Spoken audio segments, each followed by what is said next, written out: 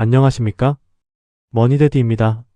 주말을 앞둔 지난밤 미국 시장, 한마디로 정의하자면 AI라는 뜨거운 엔진과 소비 둔화라는 차가운 현실 사이의 줄다리기였습니다. 산타 랠리를 기대하는 투자자들의 심리와 여전히 끈적하게 달라붙은 인플레이션 공포가 팽팽하게 맞선 하루였는데요. 10년 넘게 시장을 지켜본 제 눈에도 지금의 시장은 그 어느 때보다 복잡하고 미묘한 신호들을 동시에 보내고 있습니다. 오늘 브리핑에서는 지난밤 시장을 뒤흔든 핵심 뉴스들과 경제지표, 그리고 이것이 향후 여러분의 포트폴리오, 특히 국채 투자에 어떤 의미를 갖는지 깊이 있게 파고들어 보겠습니다. 먼저 시장의 분위기를 가장 극명하게 보여준 종목들의 움직임부터 살펴보겠습니다. 어젯밤 시장은 철저히 두 갈래로 나뉘었습니다. 한쪽에서는 AI라는 강력한 테마가 시장을 끌어올렸고, 다른 한쪽에서는 전통적인 소비재 기업이 찬물을 끼얹었죠. 가장 눈부셨던 건 역시 오라클이었습니다.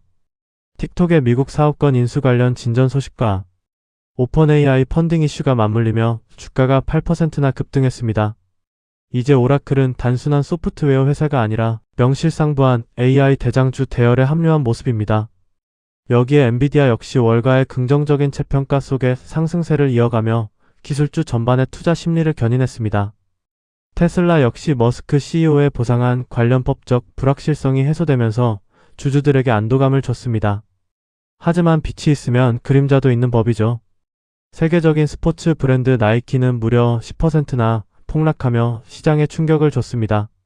실적 자체는 나쁘지 않았지만 향후 마진 악화 우려가 제기되면서 투자자들이 등을 돌린 겁니다. 나이키의 부진은 단순한 개별 기업의 이슈를 넘어 미국 소비자들이 지갑을 닫기 시작했다는 신호로 해석될 수 있어 우려스럽습니다. 그렇다면 거시 경제 지표들은 어떤 이야기를 하고 있을까요?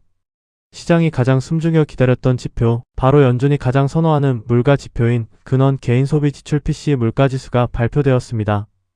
결과는 전년 대비 2.72% 수준을 유지했습니다. 이 숫자가 의미하는 바는 명확합니다.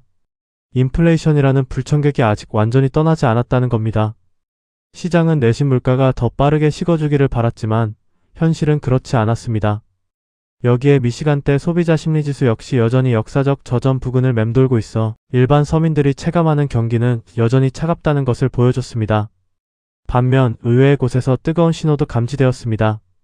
고금리 상황에도 불구하고 기존 주택 판매가 9개월 만에 최고치를 기록한 것인데요.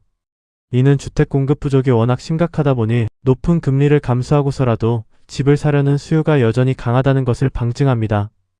이처럼 엇갈리는 지표들은 연준의 셈법을 복잡하게 만들고 있습니다. 실제로 지난밤 연준 위원들은 인플레이션 위험이 여전히 남아있다며 매파적인 발언을 쏟아냈고, 이는 즉각 채권 시장에 영향을 미쳤습니다. 채권 투자자분들, 특히 장기 국채에 관심 많은 분들은 지난밤 잠을 설치셨을지도 모르겠습니다. 연준의 매파적 태도와 끈적한 물가 지표 탓에 미국 30년물 국채금리가 4.82%까지 튀어올랐기 때문입니다. 시장이 연준이 금리 인하를 예상보다 더 늦출 수도 있겠다고 겁을 먹은 결과입니다. 그렇다면 앞으로의 시장은 어떻게 흘러갈까요? 단기적으로, 그러니까 이번 연말까지는 지금과 같은 혼조세가 이어질 가능성이 큽니다.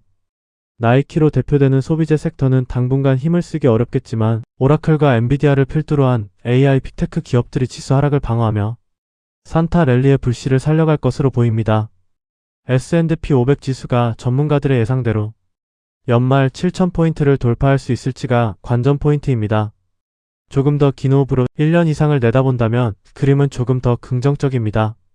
블룸버그 설문 결과 전문가들이 2026년 미국 GDP 성장 전망을 상향 조정한 점에 주목해야 합니다. 이는 지금의 AI 열풍이 단순한 거품이 아니라 내년부터는 실물 경제 전반에 녹아들며 생산성을 높이는 단계로 진입할 것이라는 기대를 반영합니다. 실적이 뒷받침되는 빅테크 위주의 강세장은 내년에도 유효할 것입니다. 마지막으로 국채 금리입니다. 지금의 금리 상승은 인플레이션의 마지막 발작일 가능성이 높습니다. 장기적인 성장 둔화와 인플레이션 하락이라는 큰 물줄기는 변함이 없습니다. 2026년 본격적인 금리 인하 사이클이 시작되면 30년물 금리는 다시 4.5% 아래로 하향 안정화될 것으로 보입니다. 따라서 긴 안목을 가진 투자자라면 지금처럼 금리가 튈 때를 분할 매수의 기회로 삼는 역발상이 필요한 시점입니다. 오늘 브리핑은 여기까지입니다. 지금까지 머니데디였습니다. 부자 되세요.